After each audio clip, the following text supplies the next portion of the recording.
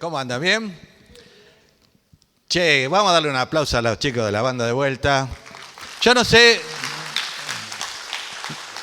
cómo lo sienten ustedes, pero a mí cada vez que cantan así los jóvenes y tocan con los instrumentos y lo hacen bien, porque realmente lo hacen bien, me emociona cantarle a Dios.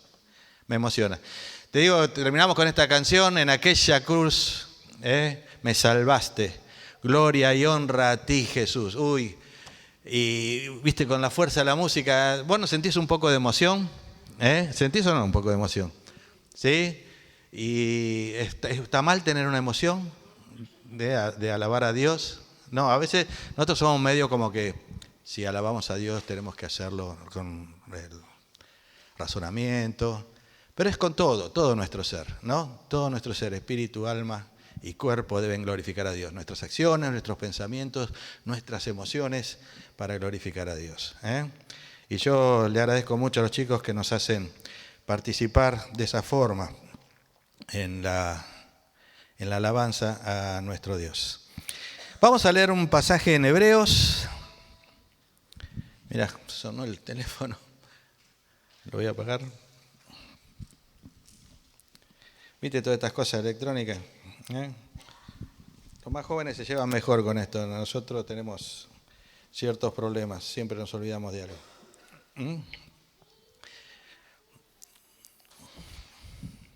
Hebreos 11. Vamos a ir en realidad vamos a comenzar leyendo el capítulo 12. Después vamos a leer algo del 11. Y dice así. Esta es la Reina Valera de 2020. Por ahí van a encontrar alguna palabrita que es diferente. Cambian el vosotros por ustedes y cosas por el estilo.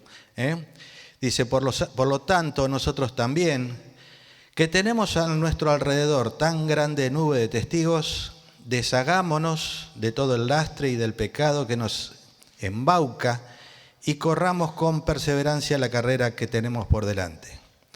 Hagámoslo con los ojos puestos en Jesús, el autor y consumador de la fe, el cual, para alcanzar el gozo que era propuesto, sufrió la cruz menospreciando la vergüenza que debía pasar y se sentó a la diestra del trono de Dios, teniendo en derredor tan grande nube de testigos.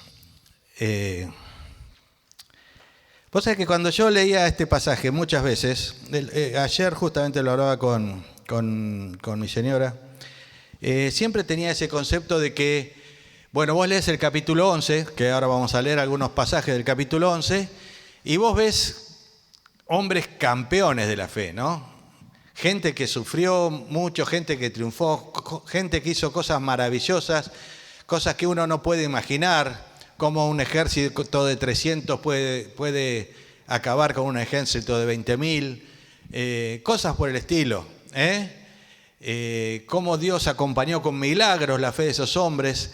Y entonces yo decía, esta grande nube de testigos está mirándome a mí a ver qué hago yo. Yo sentía eso cuando leía Hebreos 12. Y que de repente están mirando y dice, este salame, mirá las cosas que hace.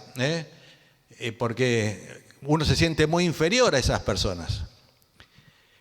Pero de repente, hace unas semanas atrás, cuando pasé por Hebreos, y entonces leí de vuelta este capítulo 12, por tanto nosotros también, teniendo alrededor tan grande nube de testigos, entendí que ellos eran testigos, pero no de mí, sino que eran testigos de lo que Dios había hecho cuando ellos confiaron en Cristo Jesús. No sé si me entienden lo que quiero decir. ¿Qué es un testigo? ¿Una persona que mira o una persona que miró? Una que presenció un hecho, ¿no es cierto? Con sus ojos presenció. Entonces yo tengo alrededor mío una gran nube de testigos. ¿Me están presenciando a mí o ellos presenciaron algo? Ellos presenciaron algo. Presenciaron la obra de Dios, la participación de Dios en sus vidas. Y ellos están ahí no para juzgarme de lo que yo hago, no para observarme lo que yo hago, sino para animarme, para decirme, mirá, pasó tal cosa, confía en Dios y Dios obró de esta forma, a vos te puede pasar lo mismo, vos podés vivir de la misma manera. No es que están ahí observándome y yo digo, uy, este tipo me está mirando, es como, viste, el profesor que está mirando y te ponen un examen y ay, te ponen... No, es al revés, está ahí para animarme a mí. Ese testigo está ahí para que yo tenga una referencia sobre la cual apoyar mi fe. La Biblia dice que la fe viene por oír y ese oír es por la palabra de Dios. Cuando leemos la palabra de Dios y esos testigos nos atestiguan de la obra que Dios hizo en sus vidas, nuestra fe comienza a crecer, nuestra fe comienza a desarrollarse, nuestra fe comienza a ser de gran bendición. Esos testigos están ahí para ayudarnos, no para juzgarnos. No sé si uno, viste, a veces lee y se pone el preconcepto de ciertas culpas que uno tiene, ¿no? De no dar la medida, de sentir que no es lo mismo. Yo quisiera ser como Daniel, yo quisiera ser como Elías, quisiera ser como pero siento que no soy. Pero Elías no está ahí observando a mí diciendo, che, estás fallando. Elías está ahí diciendo, mirá, esto pasó porque Dios intervino, porque yo tuve fe en Dios. Y lo mismo puede pasar con tu vida. No están allí para ser testigos de mis actos, sino para dar testimonio de que confiar en Dios sí funciona y realmente vale la pena. Cuando actuamos con fe, entonces es Dios el que interviene. Cuando actuamos con fe es Dios el que interviene.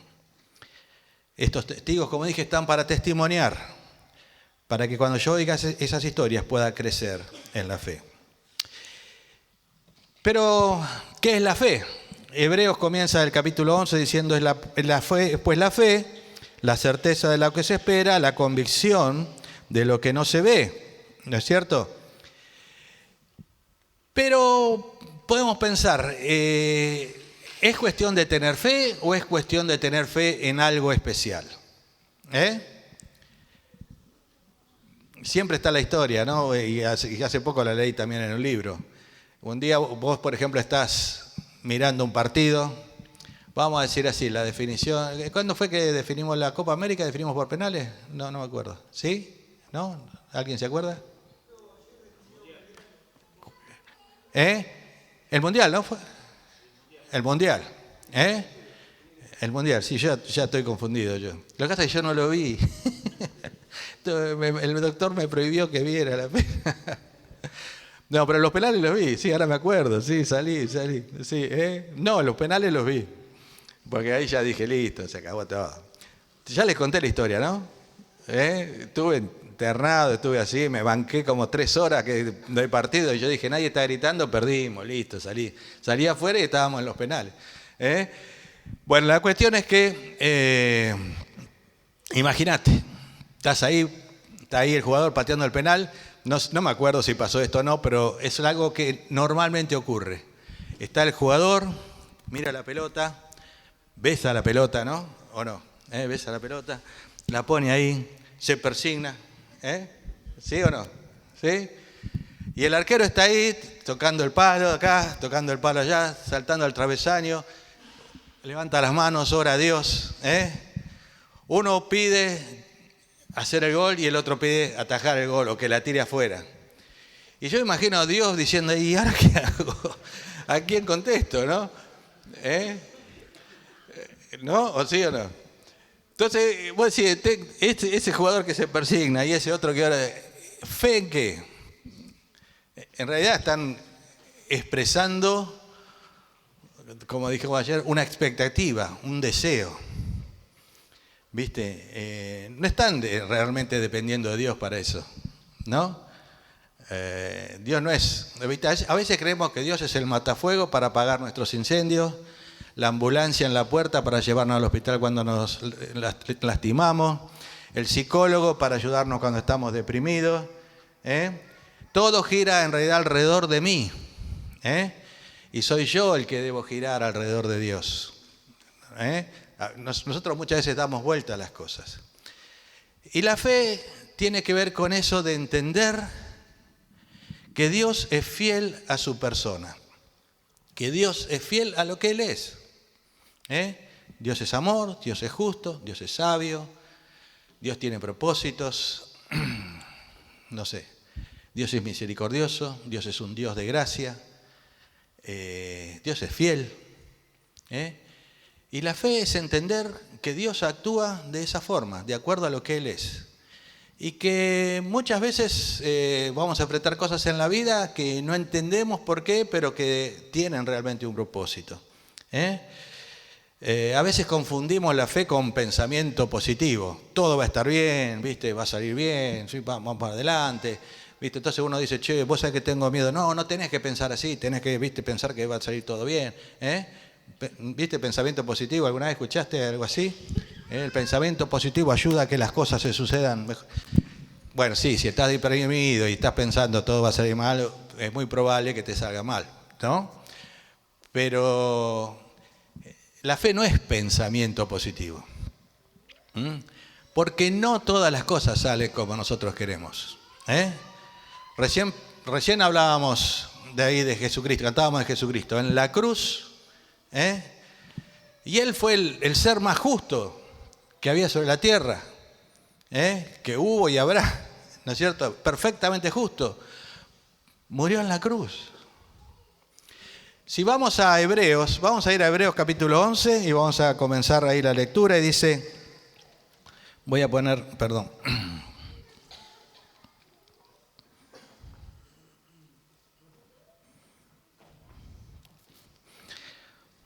Es pues la fe la certeza de lo que se espera, la convicción de lo que no se ve.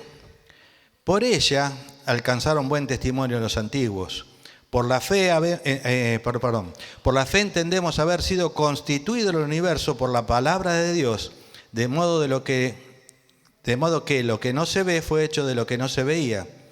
Por la fe, Abel ofreció a Dios más excelente sacrificio de Caín, por lo cual alcanzó testimonio de que era el justo, dando Dios testimonio de sus ofrendas, y muerto aún habla por ellas. Fíjate estos primeros versículos. Primero dice que por la fe entendemos haber sido constituido el universo.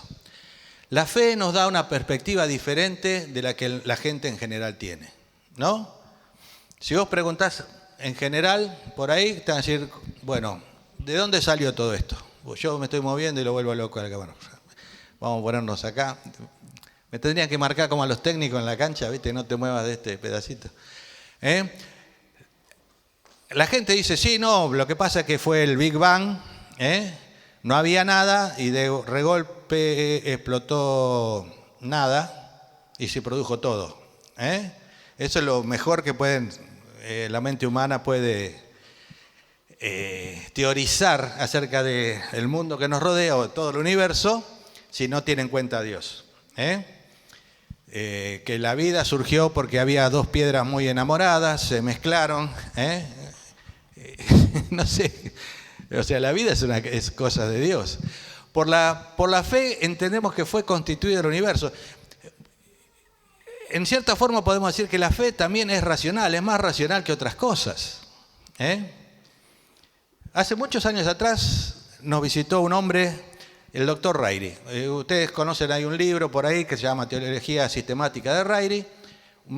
Una bendición, un hombre de Dios con una profundidad del conocimiento de Dios enorme, pero una sencillez mayor para explicar esas cosas. Él fue mucho tiempo maestro de escuela dominical y terminó siendo uno de los profesores del Instituto Bíblico de Dallas, ¿no? Un doctor de teología. Tiene varios libros. Y él decía que también el tema de la evolución y todo eso se maneja por probabilidades, ¿no? Es decir, que si hay suficiente tiempo puede ocurrir que tal cosa ocurra, ¿no? Eso es lo que más o menos maneja la ciencia. Pero pensar en ciertas probabilidades se hace muy difícil. ¿Por qué? Por ejemplo, si yo pusiera ahí una persona y le diera una moneda, y él hablaba de eso, ¿no? Y decía, vos tirás la moneda para arriba, la agarrás. ¿Qué probabilidad hay de que salga cara esa moneda? A ver, ¿alguien puede decir? Tira la moneda, la agarro y miro. Puede ser cara o seca, ¿no? ¿Qué probabilidad hay? 2-1, 50%. Ahora yo pongo 2, chicos, y tiran los dos la moneda. ¿Qué posibilidad hay de que los dos en el primer tiro saquen cara? Los dos en el primer tiro saquen cara. Bueno, es el 25% si haces el cálculo. Si tiran la moneda 3, ya el número es ínfimo. Si tiran la moneda 4, ¿qué posibilidad crees que si yo le doy una moneda a cada uno acá y todos tiran la moneda para arriba y agarran, todos van a sacar cara? ¿Vos creés que eso puede pasar? ¿No? ¿Qué posibilidad habría si a todo el pueblo le doy una moneda, a cada uno, todo el pueblo tira una moneda para arriba, la agarra y todo el pueblo saca cara? ¿Sería posible? ¿Pensás? Llega un momento que la probabilidad dice, matemáticamente, que algo ocurra es imposible. Cuando supera cierta cantidad, es imposible que pase. Y para que la evolución haya dado resultado, te digo, no hacen falta 10 monedas, ni 20 monedas, ni 30 monedas, hace falta millones de monedas que salten, caigan y que todas caigan en cara. Porque la vida, el universo, en lo gigantesco que es, en lo micro que es, en lo que es la vida, cada célula, ¿viste? Hay montones de cosas que tuvieron que ser diseñadas específicamente para que funcionen. Si una de esas monedas salía seca, se cortaba el ciclo de la evolución y había que empezar de vuelta. Y vos no ves que en el mundo hay ciclos así. Tendría que haber habido millones de ciclos para que finalmente pudiera haber lo que vemos hoy en día. No pasa. La Biblia dice que por fe comprendemos. Por fe comprendemos aquellas cosas que otras personas no comprenden. Muchos dicen, hay que ver para creer. Bueno, entonces vos no crees que acá hay aire. Porque yo al aire, ¿vos lo ves al aire? ¿No? ¿Hay aire? ¿Sí o no? Hay aire. Y respiro, estoy vivo porque hay aire. Y no lo veo. Hay montones de cosas que están pasando por acá que no veo. Por acá está pasando un programa de radio que salió de una antena de algún lugar y va a ser recibida por una antena en otro lugar. Por acá están pasando comunicaciones que yo recibo en mi teléfono y no las veo. ¿Vos las ves? ¿No? La fe es esa antena que nos permite ver lo que otros no ven. La fe es ese oído. Este no es el que arreglé. La fe es ese oído que nos permite escuchar lo que los otros no escuchan. La fe son esos ojos que nos permiten ver lo que otros no ven. ¿Se acuerdan? Hay un pasaje, lo tengo anotado acá. Segunda Reyes 6:17. ¿Podemos buscar Segunda Reyes 6:17 un momento? Segunda Reyes. Estoy acá con esto.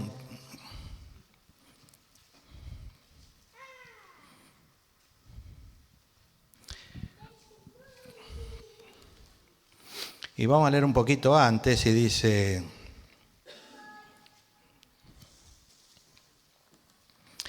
el 15 dice, y se levantó de mañana y salió el que servía al varón de Dios. Y aquí un ejército que tenía sitiada la ciudad con gente de a caballo y carros. Entonces su criado le dijo, ay, señor mío, ¿qué haremos? Ay, señor mío, ¿qué haremos? Le dice el criado a Eliseo, ¿no? Porque un rey había mandado, los sirios iban a invadir esa ciudad, si mal no me acuerdo de la historia. Y Eliseo le dijo en el versículo 16, no tengas miedo, porque más son los que están con nosotros que los que están con ellos. Y oró Eliseo y dijo, te ruego, Jehová, que abras los ojos para que vea. Entonces Jehová abrió los ojos del criado y miró, y he aquí que el monte estaba lleno de gente de a caballo y de carros de fuego alrededor de Eliseo. Señor mío, ¿qué haremos?, dijo el criado. Y Eliseo dijo, no estás viendo lo que yo estoy viendo. Y entonces ora a Dios y le dice, Dios, abrí los ojos de este hombre, abrí los ojos de la fe de este hombre para que vea. Y entonces este hombre mira y ve que hay todo un ejército que Dios había enviado para protegerlos en aquel momento. Y si seguís la historia, ni siquiera hizo falta que ese ejército interviniera, porque Dios obró de una forma increíble y salvó a aquellos. Te dejo ahí para que lo leas, Segunda Reyes, capítulo 6, y vas a ver esa historia que es maravillosa de cómo Dios obró a través de aquel hombre, Eliseo. Pero como dije antes, esta historia termina súper bien, como nos gusta, como la expectativa. Pero si te fijas ahí en los primeros versículos que leímos de Hebreo, cuando menciona en esa lista al primer hombre, ¿quién es el primer hombre que menciona ahí en Hebreos 11? ¿Cuál? Abel. ¿Qué pasó con Abel? Lo mató Caín, por envidia, ¿no es cierto? Abel era el justo y Caín era el injusto.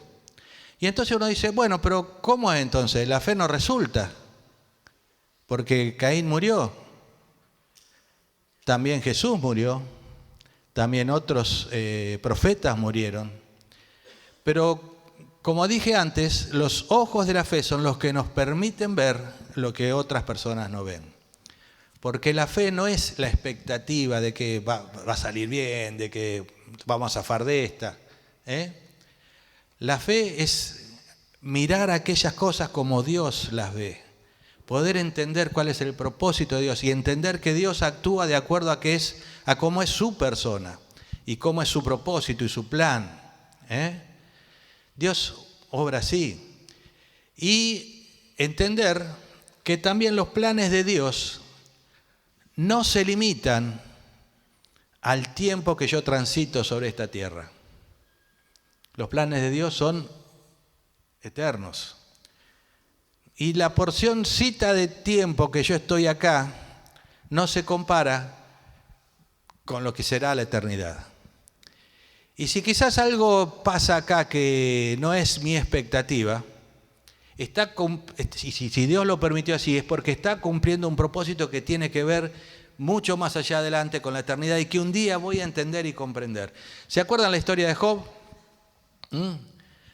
Job, varón justo, dice la Escritura. Cuando el diablo se presenta ante Dios y Dios le dice, ¿no viste a Job? El mejor hombre que hay sobre la tierra. Y entonces empieza ese desafío, ¿no?, de Job, de hacer pecar, ese desafío de Satanás de hacer pecar a Job. Y Job pierde todos sus bienes, pero pierde toda su familia. No, para nada agradable, para nada agradable. Yo imagino que no eran las expectativas de Job. Y a lo largo del libro Dios va preguntando, Job va preguntando por qué me pasa esto. Y entonces algunos amigos tratan de explicarle y le dicen, bueno, porque sos un pecador, porque sos un orgulloso. Yo que recibí una revelación sé que Dios actúa de esta forma y castiga a los hombres como vos. Y lo acusan de un montón de cosas. Y Job en un momento dice, ¿quién me diera que se presentara Dios? Entonces yo le preguntaría, ¿no? Y en un momento Dios se aparece y dice, bueno, pregúntame, pero primero te voy a preguntar algunas cosas yo. Y Dios comienza a hacerle un montón de preguntas a Job. Pero si vos lees todo el libro, a mí me pasa que en sí Dios no le cuenta a Job o Dios no le responde a Job por qué realmente pasó todo eso. Y yo entiendo que Job lo entendió mucho después, posiblemente cuando estuvo en la presencia del Señor. ¿Quién me diera que yo escribiese en piedra un libro, ¿no? Y habla de las palabras que quedarían para posterior. Y hoy en realidad tenemos esas palabras de Job escritas. Dice, con cincel y con plomo. ¿Cuántas veces se habrán impreso ahí con tipografía de plomo las palabras de Job en las Biblias que se vendieron a lo largo de la historia? Y Job, estoy seguro que ahora sí entiende el propósito de Dios. Y ahora sí ve que el final es feliz. Pero en aquel momento seguramente que no. El libro termina con Job, que tiene más hijos, más hijas. Y uno sería un poco superficial si dice, bueno, ves, la vida de Job terminó feliz. Yo creo que es un hombre como Job, que perdió 7 hijos, eso lo debe haber acompañado el resto de su vida. ¿No? Yo creo que sí. Por más que tengas más hijos, no creo que eso se cure, ¿no? En un sentido. Se cura por la fe de que eso no lo entiendo, pero tiene un propósito. No lo entiendo, pero tiene un propósito. Voy a apurar porque si no me pongo a hablar y se me va el tiempo. Pero quiero ver algunas características de la fe. Y la primera es que la fe en Dios se desarrolla, crece, se desarrolla, se ejercita. Una persona no llega a ser un hombre de fe o una mujer de fe de un día para el otro. Es un desarrollo en la vida, Marcos 9:24, hay un hombre que se acerca a Dios para pedir la sanidad de su hija y Jesús le dice, ¿crees que puedo hacerlo? Y él le dice, sí, Señor, creo, pero después agrega, ayuda a mi incredulidad. Es como más, sí, Señor, quiero creer, pero ayuda a mi incredulidad. Y el Señor puede ayudar tu incredulidad, puede ayudarte a ir venciendo la incredulidad. Si vos ves, por ejemplo, iba a leer todo el capítulo 11, pero se nos va a ir el tiempo, ustedes pueden leerlo. Una de las personas que menciona allí en la Galería de la Fe, en Hebreos 11, es Sara. Y dice, lo voy a leer yo, yo puse acá, estoy en Segunda Reyes, Hebreos,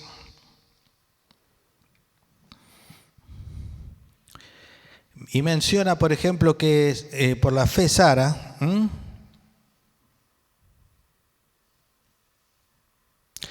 el versículo 11, por la fe también la misma Sara, siendo estéril, recibió fuerza para concebir y dio a luz aún fuera del tiempo de la edad, porque creyó que era fiel quien lo había prometido. Creyó que era fiel el que lo había prometido. Pero vos vas a Génesis y no dice eso Génesis. ¿Qué encontramos en Génesis cuando Dios le promete a Sara que iba a tener un hijo? ¿Se acuerdan? Yo sé que a las madres acá se acuerdan, pero ¿qué pasó con Sara? Se rió. Dijo, mirá si voy a tener un hijo. Yo ya estoy viejita y este está más viejo que yo.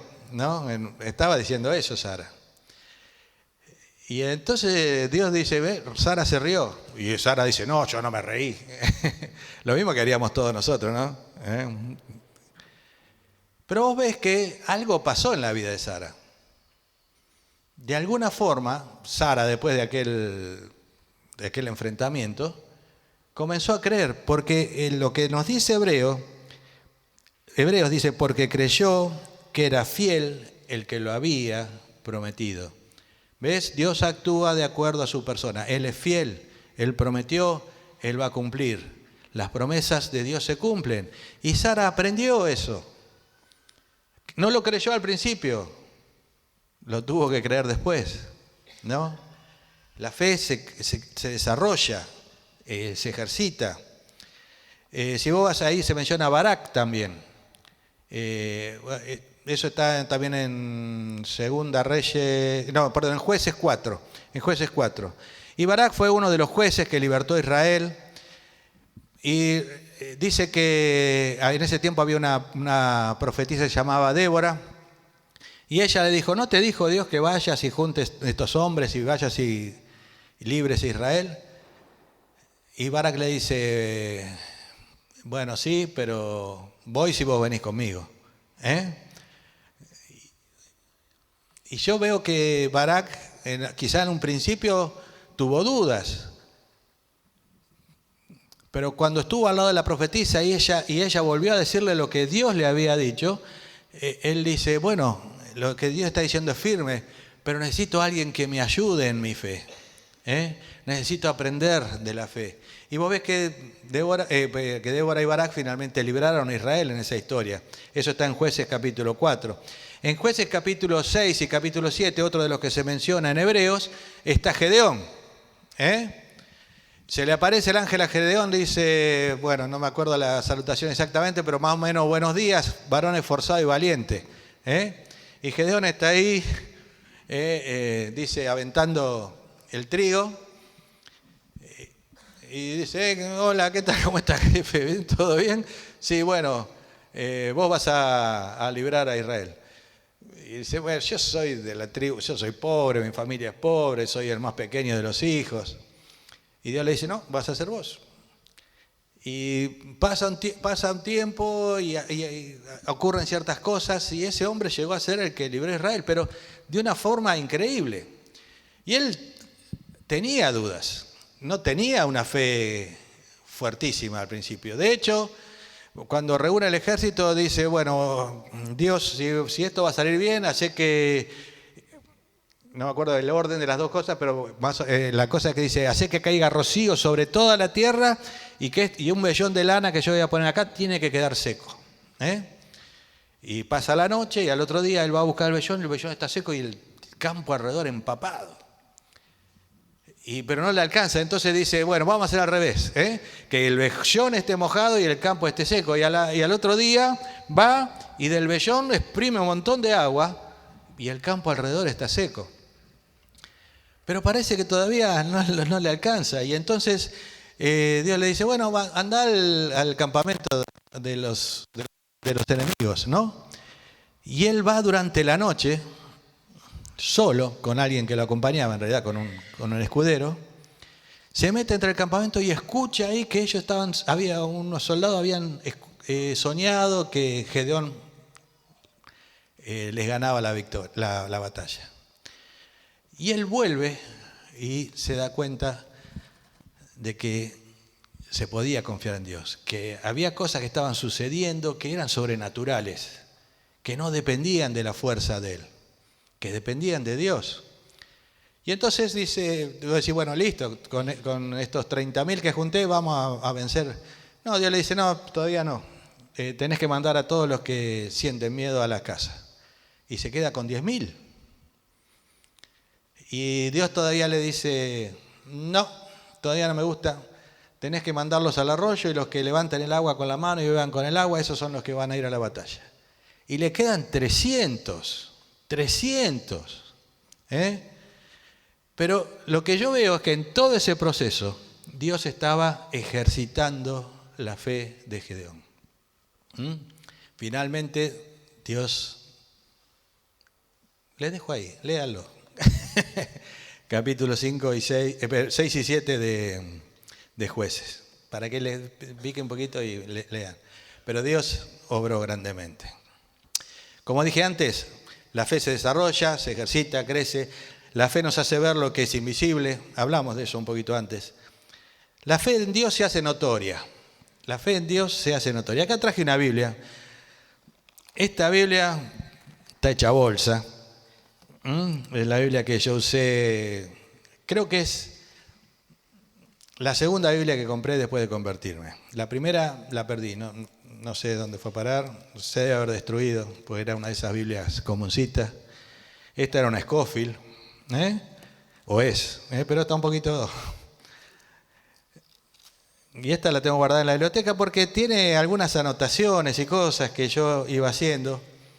Y acá en capítulo 11 de Hebreos tengo un montón de cosas anotadas.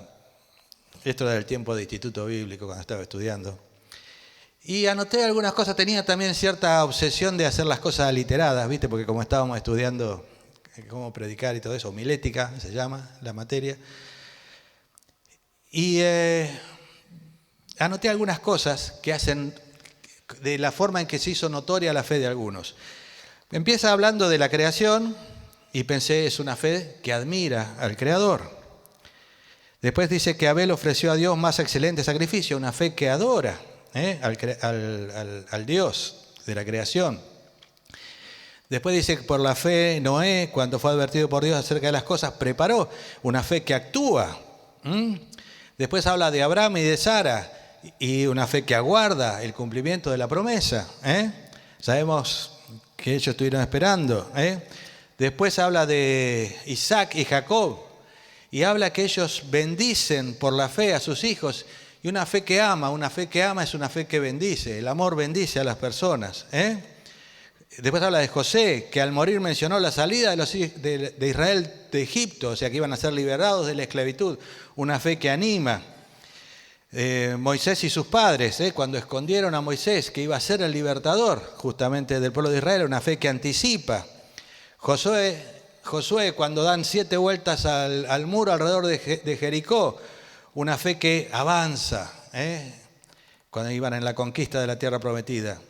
Después habla de Rahab, esa mujer que vivía en el muro de Jericó, una mujer, diríamos, de mala vida, pero es una fe que apartó a esa mujer de esa vida y la colocó dentro de la genealogía de Jesucristo. Si vos lees la genealogía de Jesucristo, está figura Rahab.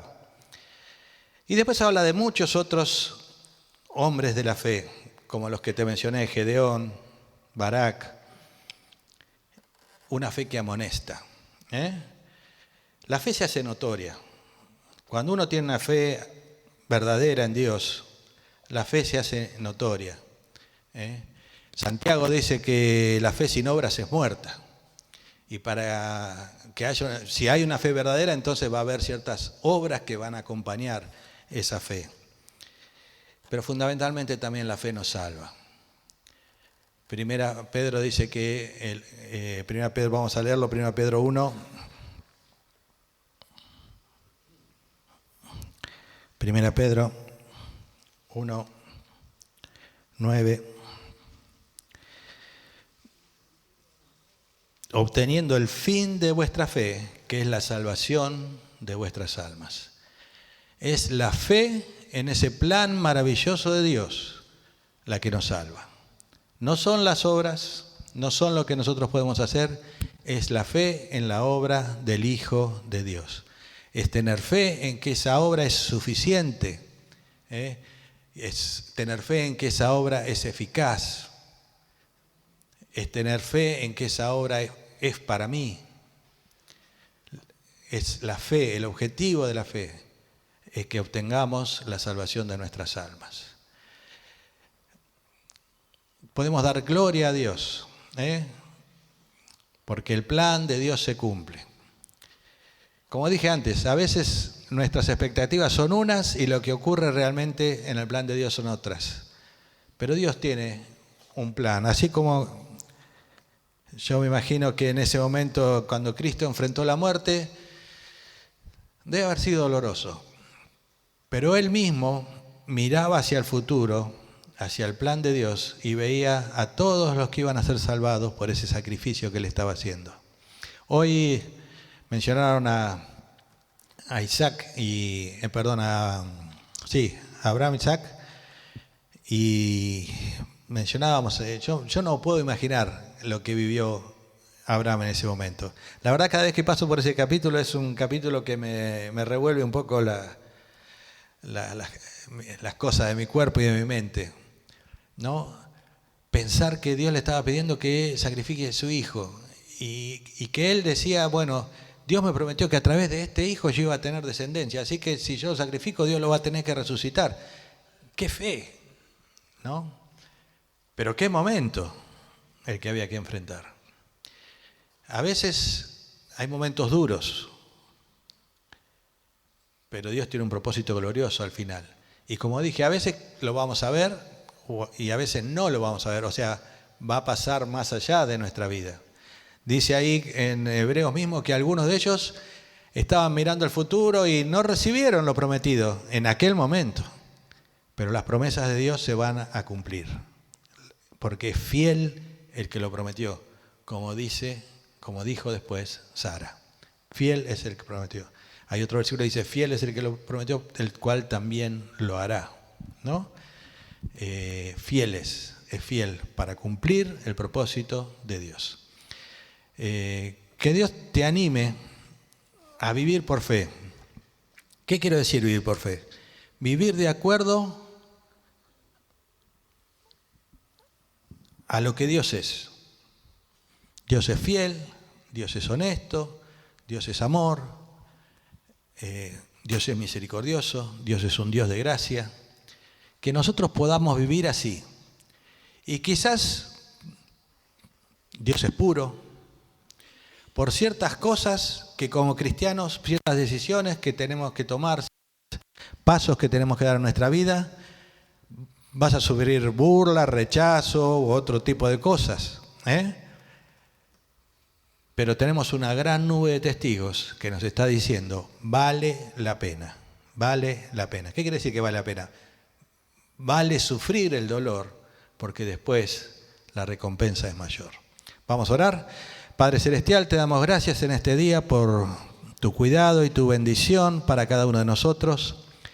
Señor, a veces vamos a ti pidiéndote que tú cumplas nuestras expectativas. Y Señor, en esta mañana en realidad queremos entregarnos para que tú cumplas tu propósito en nosotros y que nosotros en fe podamos comprender que es lo mejor que nos puede pasar.